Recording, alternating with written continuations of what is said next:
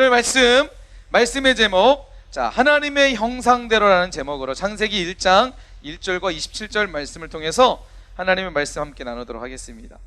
여러분, 오늘날 이 시대를 보통 우리가 어떤 시대라고 하죠? 우리는 어떤 시대를 살고 있죠, 지금요? 아, 맞아요. 역시 목사님이 말하지도 않아도 이렇게 4차 산업혁명 시대 어떻게 알았어요? 설교 봤어요? 자, 오늘 이 시대를 우리는 보통 어떤 시대라고 하냐면 4차 산업혁명 시대다라고 얘기하고 있습니다. 혹시 4차 산업에 대해서 설명할 수 있다면 흔들어 보세요. 목사님 오늘 그 친구에게 문화상품권, 문상 오늘 또 명절 또 다음 날이기 위해서 세뱃돈 대신 문화상품권을 드리겠습니다. 자, 4차 산업, 여기 있어요? 야, 너. 자, 4차 산업 뭐야?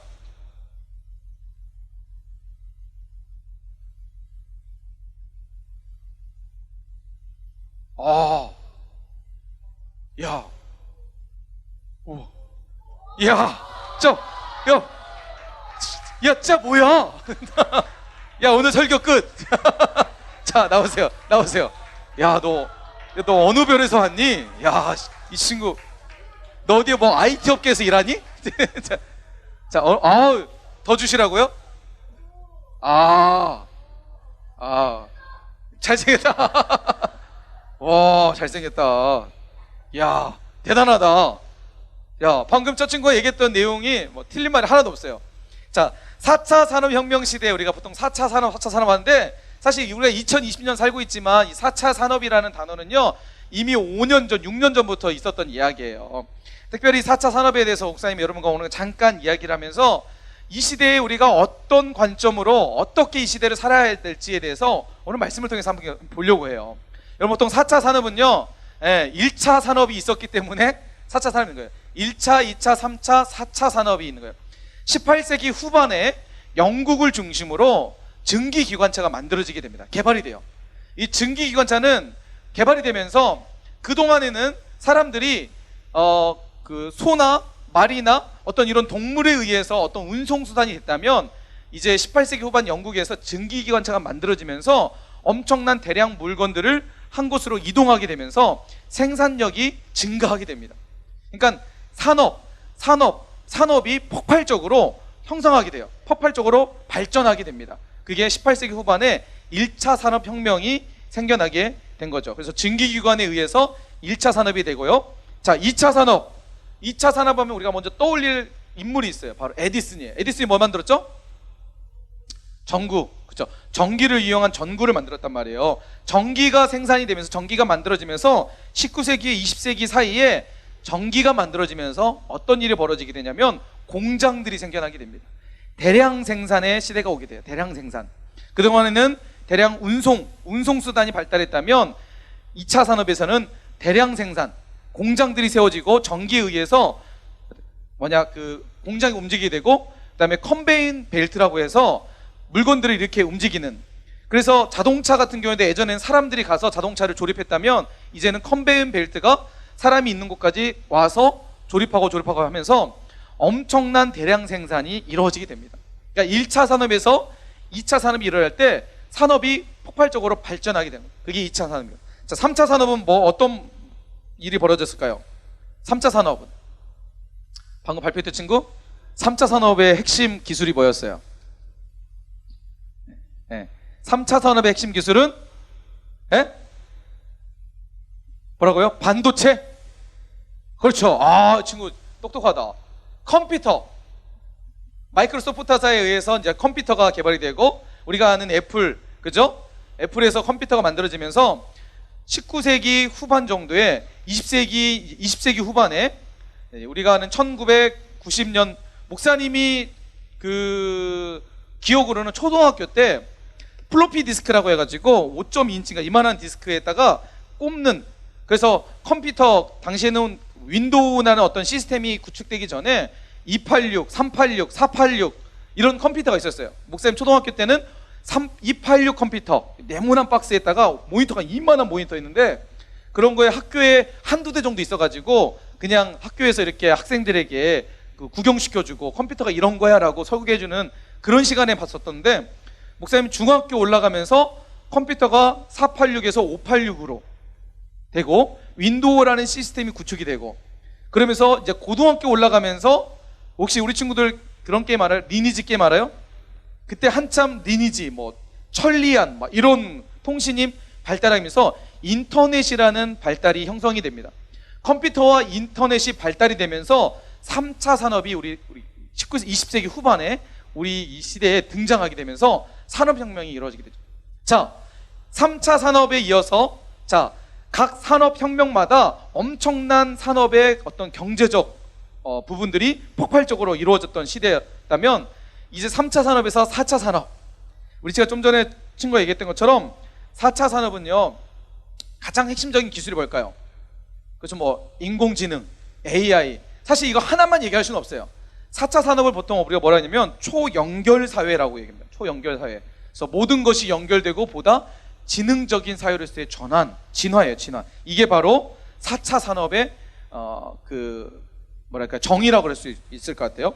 4차 산업은 뭔가 한 가지의 발달로 인해서 형성된 게 아니라 모든 발달된 형성들이 하나로 조합이 되는 초연결.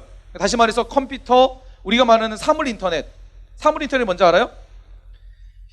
스마트폰 하나로 모든 것을 다 조작할 수 있는, 집에서 사용하라는 모든 시스템들에 다 블루투스나 와이파이가 다 형성이 돼 있어서 모든 것을 하나로 그냥 다 조작할 수 있는, 인공지능, 무인자동차, 뭐 드론, 이런 초연결, 모든 것들이 융합된다고 그러죠. 하나로 묶여지면서 엄청난 산업이 형성이 돼버리는, 그래서 이게 오늘날 우리가 말하는 4차 산업이에요. 많은 어떤 학자들이 4차 산업 시대에 지금까지 지구상에 존재했던 일자리 중에서 126만 개 정도의 일자리가 없어질 거라고 얘기해요. 4차 산업이 되면서 그동안에는 사람들이 했던 일들이 이제 뭐가 해요? 기계가 하고 로봇이 하고 인공지능이 하기 때문에 126만 개 어마어마한 숫자의 일자리가 없어지는 거예요. 여러분, 무인 자동차가 생겨나면서 없어지는 일자리가 뭐가 있을까요? 택시 운전사들. 근데 목사님이 1년 전,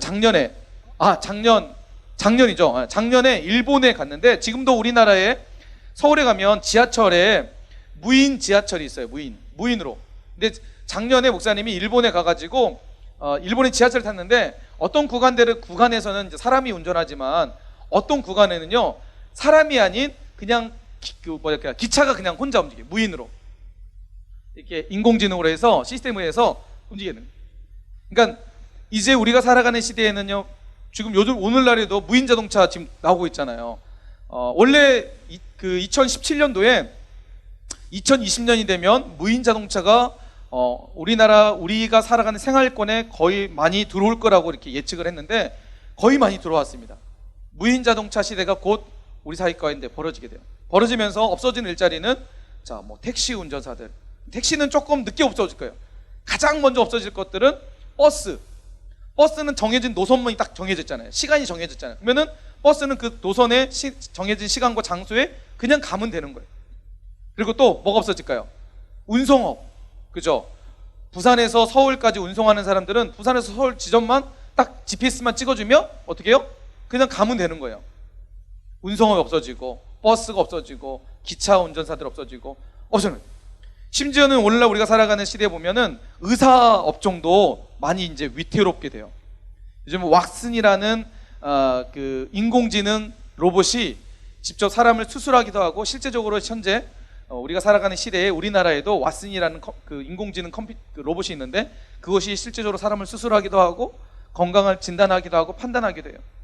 사람이 가졌던 오차를, 그러니까 실수나 오차들을 최대한 최소시켜서 가장 정확하게 정밀하게 수술하는. 그러니까 그래서 부작용이나 그 실패 확률을 최소화시키면 사람들이 누구에게 수술 받겠어요? 사람에게 수술 받겠어요? 로봇에게 수술 받겠어요? 로봇에게. 그러니까 의사 직종도 이제 많이 사라질 것이고, 가장 중요한 것은 대량 생산, 공장을 중심으로 했던 대량 생산, 사람의 인력에 의해서 만들어졌던 이런 것들이 다 인공지능에 의해서, 로봇에 의해서 사라지는 거예요. 사람은 일 8시간 일을 일할 수 있어요. 사람들은 보통 우리가 평균 8시간 일하는데, 로봇이나 인공지능은 몇 시간 일할 수 있을까요? 24시간. 어떤 게 경쟁력이 있을까요? 회사에서 사장님, CEO는 볼 때 더 수익을 따졌을 때 인공지능과 로봇에 의해서 그러니까 대량 실업자들이 등장하게 된다는 거죠.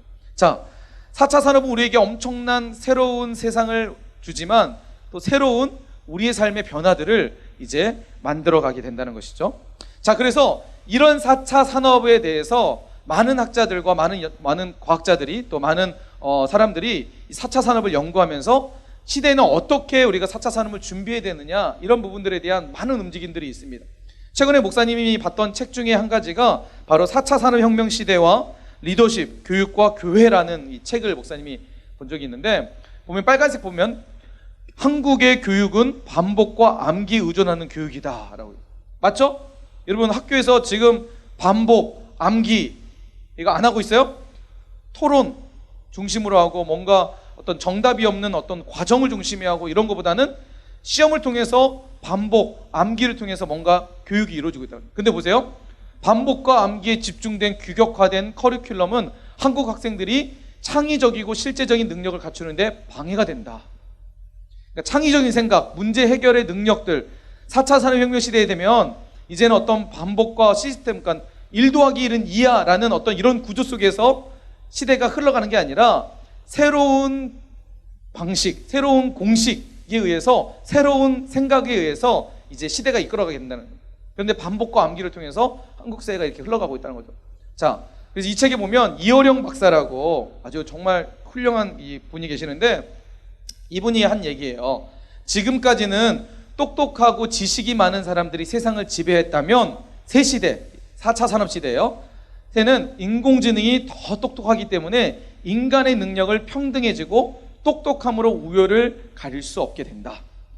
그러니까 여러분 학교에서 내가 전교 1등이야, 이것으로 그 사람이 4차 산업시대, 새로운 시대에 리더가 될 수 없다는 거죠. 리더로 그렇게 인정하지 않는다는 거죠. 똑똑하다, 야는 되게 똑똑해, 야는 되게 기억력이 좋아, 야는 공부 잘해, 이것으로 평가되는 시대는 이제 끝났다는 거죠. 3차 산업시대까지는 그것으로 평가되었고 그것으로 우열을 가렸어요. 그런데 지금은 학교의 등수, 점수로 의해서 내가 서열이 가려지고 우열이 가려지는 거예요. 근데 우리나라는 여전히 등수로, 그렇죠? 전교 1등, 반 1등, 나는 몇 등, 등수가 정해서 등급이 정해지고 그런 거에 의해서 평가되잖아요. 근데 앞으로 시대는 그런 거로 평가되지 않나. 자, 인간은 인공지능이 하지 못하는 배려, 사랑, 관용, 신앙, 믿음 등에서 차별화를 이루게 될 것이다. 그러니까 여러분 4차 산업시대에 뭐가 중요하다고요? 배려, 사랑, 관용, 신앙, 믿음. 특별히 배려, 사랑, 관용은 뭐예요? 어떤 걸 얘기하죠? 어떤 능력? 따라서 공감 능력. 공감 능력이 뭐예요? 어떤 공간을 갖는 능력이 아니라 공감. 내가 공감하다. 상대방의 마음을 내가 이해하다. 누군가의 마음을 내가 이해하고 한다는 거죠. 그러니까 가장 중요한, 나중에 여러분 설명드리겠지만 4차 산업시대의 중요한 것은 지금 필요한 게 뭐냐, 지금 저 사람에게 필요한 게 뭐냐, 지금 만약에 어떤 장애인이 있다고 칩시다. 그 장애인에게 내가 해줄 수 있는 게 무엇이냐, 이 사람이 좀 더 편리하게 살 수 있으려면, 편리하게 활동할 수 있으려면 어떤 게 필요하냐, 이런 그 사람을 향한 공감할 수 있는 능력, 그것을 통해서 새로운 어떤 그 물건이 개발이 되고 만들어지는, 다시 말해서 인공지능이 할 수 없는 일들에 의해서 사람이 평가되고 그거에 의해서 인재로 4차 산업시대는 본다는 것이죠. 자, 우리 이어령 박사님이 또 이런 얘기를 했어요. 자, 보세요. 빨간 책 있는 글씨 보면은 우리 아이가 똑똑하다는 말은 더 이상 할 수 없게 되고 영성, 영역, 감성, 예술성을 더 중요시하게 된다. 직업도 이웃을 도와주고 위로해주는 직업이 주목을 받게 될 것이다. 다시 말해서 인공지능이 할 수 없는 일이 이제는 어떻게 보면 우리가 살아가는 틈새 시장이에요. 우리가 4차 산업시대에 살아남을 수 있는 거예요. 예전에는 학교 교사가 돼야 된다. 그러면 먹고 살 수 있고 공무원이 된다. 그다음에 의사, 사자 들어가는 해야 뭔가 살만한 삶을 살 수 있다라고 생각했지만 이제는 그런 모든 것들이 다 인공지능에 의해서 다 대처가 된다는 거죠. 공무원도 여러분 단순 공무원 들어가서 어떤 서류 작업이 이런 것들 컴퓨터가 잘할까요? 사람이 잘할까요? 이제는 컴퓨터가 알아서 하는 시대가 됩니다. 무인 시스템. 여러분 많이 들어봤죠? 예전에는 목사님이 뭐 동사무소 가가지고 뭐 주민등록 띄려면 동사무소를 꼭 가서 사람에게 의해서 서류를 받아왔다면, 지금은 동사무소 가지 않아도 무인 시스템, 무인 장비가 있으면 거기 가서 내가 클릭만 몇 번 누르면 서류를 받을 수 있는, 그러면서 많은 인력들이 축소화되고 없어지는, 그러니까 이제 공무원이 된다, 이게 꿈이고, 뭐 내가 어떤 뭐 의사가 되고 교사가 되고 이런 것들을 이제 그런 시대가 넘어가더라고요. 한 가지만 더 얘기하면, 여러분 5G라고 들어봤어요? 목사님 핸드폰도 5G 핸드폰이에요. 5G하고 우리가 하는 LTE하고 5G하고는 무려 속도 차이가 16배에서 20배에서 많게는 50배 이상 차이가 나요. 5G 시대가 오면 왜 중요하냐면, 이제 여러분 학교도 우리가 이제는 학교에 어떤 공간적으로 가서 배우는 시대가 아니라, 이제 머지않아 5년 10년 후면은 어떤 시대가 되냐면, 여러분은 이제 대학교 시대 되면 그런 시대가 올 거예요. 집에서 우리 3D 뭐죠? 이게 VR 시스템으로 딱 끼면은 그냥 어떻게 선생님하고 가상으로 영상을 통해서 수업을 받게 되는 거죠. 내가 집에 앉아있지만, 책상에 앉아있지만 내 눈과 모든 시선들은 어디에요? 학교 배경이 다 돼버리는 거죠. 근데 그게 가능하려면 5G가 와야 되는 거죠. 많은 데이터 양을, 영상을 일순간에 받아가지고 보내야 되기 때문에 5G가 필요한 거예요. 근데 지금 이 시대는 벌써 5G가 왔다는 거죠. 이제 머지않아 그런 수업이나 이런 부분들이 진행이 된 거죠. 그러니까 한 선생님이 몇 명의 사람들을, 수백 명의 사람들을 다 관리할 수가 있는 거예요. 그걸로면. 그리고 학생 관리나 성적 관리나 모든 것들은 인공지능이 하는 거예요. 선생님은 그냥 강의실에서 한 사람이 수백 명의 사람들에게 강의만 하면 되는 거예요. 근데 강의는 듣는 학생은 1대1처럼 느껴지는 거죠. 요즘 보니까 학생이 질문을 하면 인공지능이 그 질문에 따라서 적정한 최적의 대답을 던져줘요. 그죠? 여러분 뭐 구글이나 이런 거 보면은 벌써 우리 뭐라고 그러지? 구글 시스템? 진이라고 그러나요? 어시스턴트? 네. 목사님은 SK 삼성 갤럭시인데, 하이빅스비 하면 야가 딱 무엇을 도와드릴까요? 딱 그래요. 하이빅스비 하면, 목사님이 최근에 일본에 갔을 때도 우리 비전트를 갔을 때도, 요즘은 여러분 언어나 이런 부분들도 이제는 우리가 막 영어를 배우고 뭐 일본어를 배우고, 이제 그런 시대는 점차 없어져요. 왜냐면 모든 것이 인공지능이고 핸드폰 하나만 있으면 모든 통 번역이 다 되니까. 자, 이런 시대에 더 이상 뭔가 내가 많이 알고 있다가 중요한 게 아니라 영성, 영역, 감성, 예술성이 앞으로는 정말 중요한 시대가 된다는 것이죠. 재작년이었던 것 같아요. 재작년에 우리 교회에 양혁승 교수님이 오셨어요. 연세대학교 경영학과를 강의하시는 교수님이신데, 이분이 오셔서 4차 산업에 대해서 강의를 해주셨어요. 여러분 기억나나요? 들었던 친구는 기억날 거예요. 이분이 오셔가지고 4차 산업 시대에 대해서 쭉 설명해 주시면서 많은 도전들을 줬는데, 이분이 이런 얘기를 했어요. 4차 산업의 중요한 시대가 요구하는 역량, 앞으로 4차 산업 시대에 정말 필요로 하는 인재 누구이냐, 어떤 사람이냐. 첫 번째가 복잡한 문제 해결 능력 있는 사람. 어떤 구성원 안에 복잡한 문제가 있을 때 이 문제를 해결할 수 있는 능력을 갖춘 사람이 시대를 이끌어간다고 얘기하고 있습니다. 그리고 회사나 기업이나 이런 데서 그 사람을 채용한다는 거예요. 너 뭘 알고 있어? 너 어떤 것을 배웠어? 이게 아니라 어떤 그룹에서 문제가 있을 때, 그 회사에 문제가 있을 때 그 문제를 해결할 수 있는 능력이 있느냐 없느냐로 그 사람을 평가한다는 거죠. 그 사람을 채용하거나 채용하지 않는다는 거죠. 그러니까 내가 자격증이 몇 개고 기술이 뭐 어떤 기술을 갖고, 이것은 중요하지 않아요. 자격증조차도 말한 것처럼 인공지능과 모든 이제 4차 산업이 필요한 시스템이 다 구축이 되기 때문에 그런 것으로 더 이상 우리를 평가하지 않는다는 거죠. 자, 두 번째는 비판적 사고력이에요. 비판적 사고력이 뭘까요? 막 남을 막 비판하는 거. 야, 너 얼굴이 왜 그래? 너 몸이 왜 그래? 이런 비판적 사고가 아니라, 예를 들어서 이런 거죠. 자, 여러분 컵은 네모날까요? 동그랄까요? 우리는 보편적 알고 있는 생각은 컵은 동그랗다고 생각을 해요. 비판적 사고는 뭐냐면 이런 거예요. 컵이 왜 동그라지? 컵이 왜 동그랄 필요가 있나? 네모나면 안 되나? 세모만 안 되나? 이런 생각을 하는 사람들, 이해되시나요? 우리가 일상에서 있는 모든 것들, 핸드폰은 여러분 네모네요, 동그래요? 곧 있으면 동그란 것도 나올 거예요. 왜 그럴까요? 비판적 사고에 의해서 좀 더 편리성과 좀 더 실용적인 부분들을 고민하는, 그러니까 현실에 있는 것들을 어떻게 해요? 비판적 사고로 그것을 당연하게 보지 않고 새로운 눈으로 보는 이런 능력, 그래야 새로운 것들 개발될 수 있는 부분들, 이게 바로 비판적 사고입니다. 중요한 것은 목사님이 창의력이라는데 이건 다음 내용에서 여러분 할 거예요.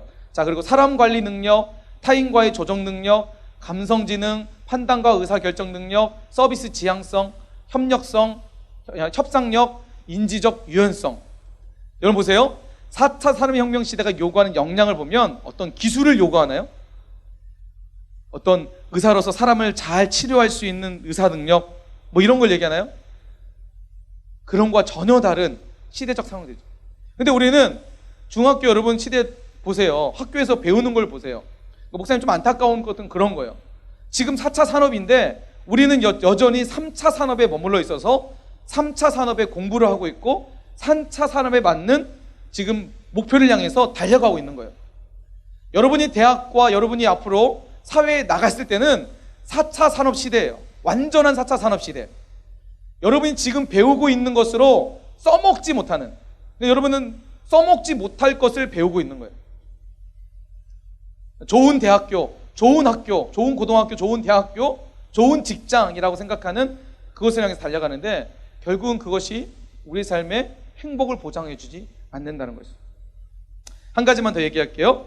제가 목사님이 한 2년 전에 어쩌다 어른이라는, 혹시 그 TV 프로그램 알아요? 어쩌다 어른, JTBC에서 하나요?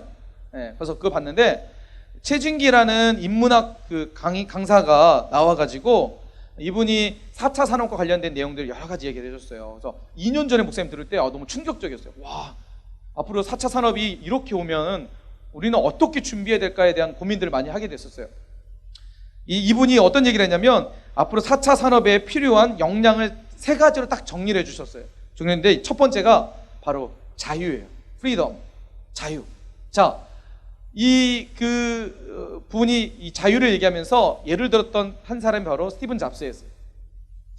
보세요. 스티븐 잡스가 뭘 만들었죠?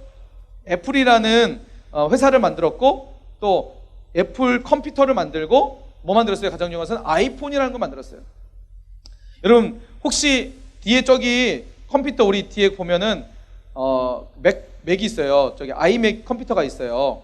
목사님 처음 저 컴퓨터를 봤을 때 놀랐어요. 본체가 없어가지고 본체 어디 있지? 막 놀랐어요. 중요한 건 뭔지 아세요? 저걸 목사님이 처음 봤을 때 본체가 어디 있는지 몰라서 당황했고, 두 번째는 전원을 어디서 켜야 되는지 몰라가지고 당황을 했어요. 전원 어디서 킨지 알아요? 위에도 없고 옆에도 없고 보이는 데 없어요. 뒤쪽에 손을 딱 넣어야 뒤쪽에 있어요.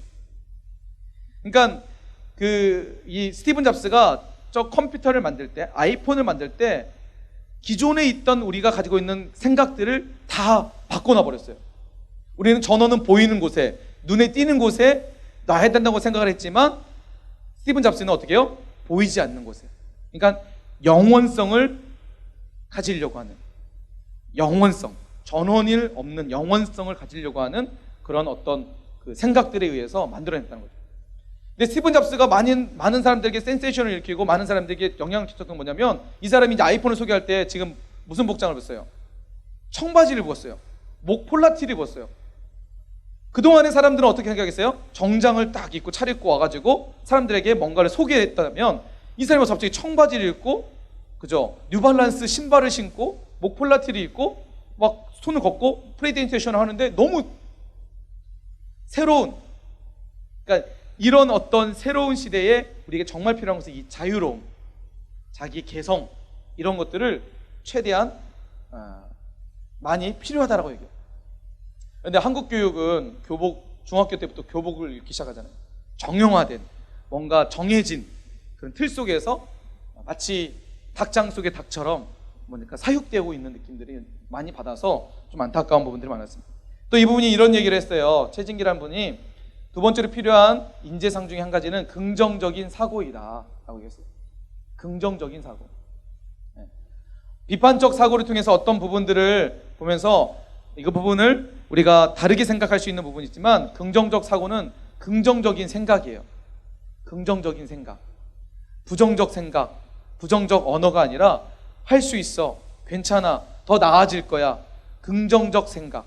좀 더 나으려면 어떻게 해야 될까? 좀 더 좋아지려면 어떻게 해야 될까?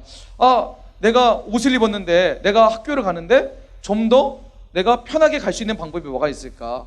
내가 공부를 하는데 좀 더 효과적으로 공부할 수 있는 방법이 뭘까? 이런 긍정적 생각들이 자꾸만 우리 삶 가운데 있어야 그런 영향들에 의해서 인재적인 부분들이 길러진다고 얘기하고 있습니다. 마지막으로 이분이 이제 얘기했던 것 중에 한 가지가 바로 비일상화예요. 비일상화. 여행과 독서예요. 여행과 독서. 사람은 일상적인, 늘 틀에 박혀져 있는 생각 속에서 사는 사람들이 자꾸 여행을 통해서, 독서를 통해서 자기의 생각의 지평을, 생각의 범위를 넓혀야 된다라고 얘기를 하고 있습니다. 이렇게 통해서 4차 산업시대에 필요한 인재적 능력들이 개발이 되는 거예요. 그러니까 내가 앞으로 4차 산업시대에 정말 필요한 사람이 되려면 이런 어떤 부분들, 뭔가 기술을 습득하고 기술을 많이 배우고 자격증을 많이 갖는 게 중요한 게 아니라 이런 걸 통해서 필요한 부분들을 우리가 가질 수 있다는 것입니다. 근데 목사님, 여러분에게 한 가지 더 이제 설명드리고 싶은 게 바로 이 4차 산업시대에 정말 중요한, 가장 중요한, 아까 말한 것처럼 다양한 능력들이 필요하지만 그런 다양한 능력들을 하나로 통합시킬 수 있는 능력이 바로 창조성입니다. 아까 전에 우리 양혁승 교수님께서 말한 것처럼 창의력, 그리고 이효령 박사님이 얘기했던 것처럼 영성과 영역, 감성, 예술성, 그리고 이런 어떤 창조적, 창의적 생각. 물론 여러분, 지금 인공지능이요, 어디까지 오게 됐냐면 인공지능이 스스로 학습을 통해서 딥러닝이라고 하죠. 딥러닝 들어봤어요? 스스로 학습을 하는 거예요. 우리 예전에 이세돌과 알파고와 바둑 뒀잖아요. 누가 이겼죠? 알파고가 이겼어요. 어떻게 이길 수 있었을까요? 알파고는 스스로 학습을 한다는 거예요. 지금까지 수백 년에 있었던 모든 데이터를 자기가 다 배워가지고 바둑을 두는 거예요. 그러니까 딥러닝, 스스로 학습하는 능력이 생기는 거예요. 스스로 학습을 통해서 뭘 하냐면, 지금 최근에 인공지능 어디까지 왔냐면 스스로 그림을 그리기 시작하고 스스로 음악을 만들기 시작하고 있다는 거예요. 예술적으로도 들어가고 있다는 거예요. 그런데 사람을 따라올 수 없는 게 있습니다. 아무리 스스로 배우고 스스로 창의적인 가치지만 사람이 가지고 있는 이 창의적 생각, 창의력, 이것을 인공지능이 수많은 노력을 통해서도 따라오지 못하는 부분들이 있습니다. 사람을 공감할 수 있는 능력 역시 마찬가지죠. 근데 중요한 것은 이 창의력이에요. 창의력. 근데 여러분 보세요. 이 사람이 가지고 있는 창의력, 오늘 말씀에서 필요한 이 4차 산업혁명 시대에 가장 필요한 이 창의력은 어디서 생겨나는 거냐? 자, 보세요. 오늘 창세기 1장 27절 말씀, 우리가 읽었던 말씀이죠. 하나님이 자기의 형상, 곧 하나님의 형상대로 사람을 뭐 하셨다고요? 창조하셨다라고 말씀하고 있어요. 하나님의 속성 중에 한 가지가 창조성이 있으십니다. 우리는 하나님의 그 창조성을 가지고 이 세상에 태어난 존재들, 사람에 의해서 인공지능이 만들었죠. 어떻게 해요? 하나님이 주신 그 창조성이 그것을 통해서 만들어지게 됩니다. 인공지능이 따라올 수 없는 가장 강력한 사람이 가지고 있는 무기는 바로 창조성이에요. 근데 그 창조성은 누구를 통해서요? 하나님의 형상을 통해서 만들어진 우리 안에 존재할 때 가능하다는 거죠. 자, 오늘 우리가 읽었던 창세기 1장 1절 말씀에 보면 태초 하나님이 천지를 창조하시니라고 말씀하고 있습니다. 하나님이 세상을 창조하셨습니다. 그리고 창조하셨을 때 하나님이 이런 말씀하셨어요. 빛이 있으라, 그리고 궁창이 있으라. 하나님 첫째 날, 둘째 날, 셋째 날, 넷째 날, 여섯째 날, 일곱째 날까지 하나님 안식하시는 날까지 하나님 세상을 창조하셨습니다. 근데 하나님이 창조하셨을 때 하셨던 이야기가 있어요. 어떤 이야기일까요? 좋았더라 라는 말씀하셨어요. 따라합시다. 좋았더라. 하나님이 창조하실 때 좋았더라 말씀하셨어요. 하나님의 창조성을 가진 인간은 하나님의 좋았더라의 그 말씀 속에 인간은 하나님과 함께 행복을 누리는 관계였습니다. 하나님의 창조성을 가지고 살아가는 인간은 하나님 안에서 좋았더라의 인생을 살아가게 됩니다. 그런데 보세요. 인간 안에 뭐가 들어오죠? 하나님을 떠나서 죄가 들어오기 시작합니다. 하나님의 형상을 파괴시키고 하나님의 형상부터 떠나게 돼버립니다.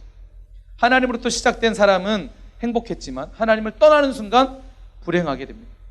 창조성을 잃어버리게 돼요. 자, 오늘 여러분과 함께 목사님이 나누고 싶은 말씀은 그거예요. 여러분, 이 시대는 4차 산업시대입니다. 여러분은 앞으로 4차 산업시대를 이끌어갈 이 시대의 주역이 될 줄 믿습니다. 우리에게 가장 필요한 게 뭘까요?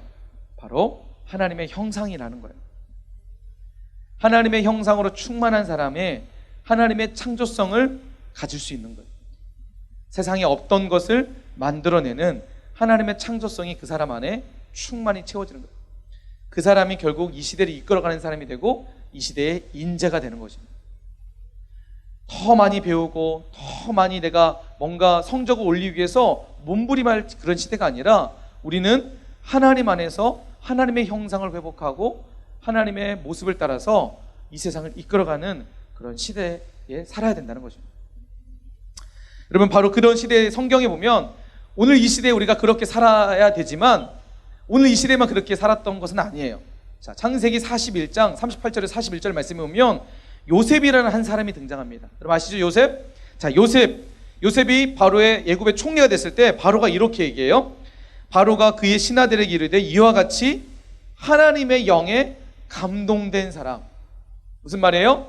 하나님의 형상으로 충만한 사람을 우리가 어찌 찾을 수 있으리요? 하고 쭉 밑에 보면 요셉에게 이르되 내가 너를 애굽의 온 땅의 총리가 되게 하노라 하고, 하나님의 영으로 충만했던 요셉을 하나님은 그 시대를 이끌어가는 인재로, 리더로 그를 쓰시고 세워가셨습니다.